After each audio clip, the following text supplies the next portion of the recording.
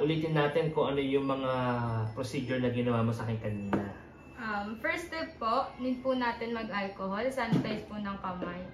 And second po, maglagay po ng warm water sa plastic basin and followed by milk po. After that po, ayun na yung huhugasan na po yung kamay nyo dito po sa warm water. With milk? With milk po. Second po, ilalagay po yung hand scrub po sa kamay nyo din, round sa kamay.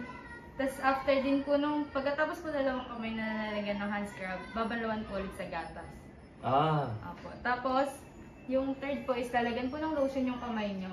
Then babalutan na po ng cling wrap, then lalagyan po sa mittens ng 5 minutes po. So 5 minutes tayo maghihintay. Opo. And then after nung 5 minutes, anong gagawin naman? Ayun na po yung exciting part, yung hand, massage. Hand massage. Opo. Oh, I see.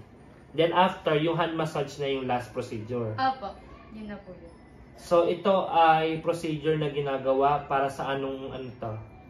Beauty nail care po, sa hands pa po. Sa hands pa. Opo. So same ba rin ang procedure na ginagawa sa hands pa, sa foot spa? Hindi po.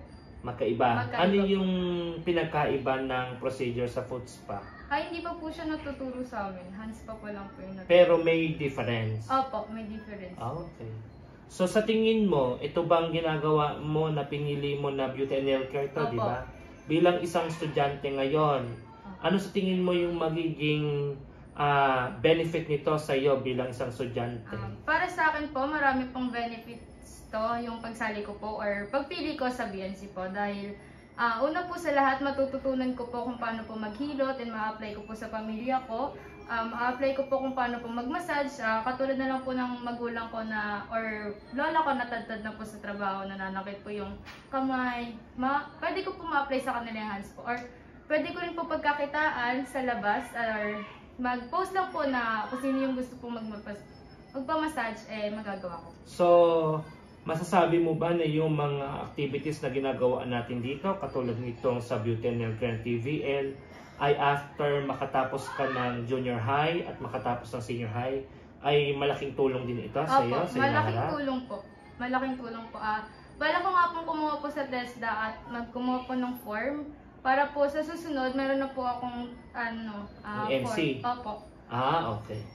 Makakapagtrabaho na po ako sa magiging working student po. Okay, maigi naman. Thank you very much, Kim.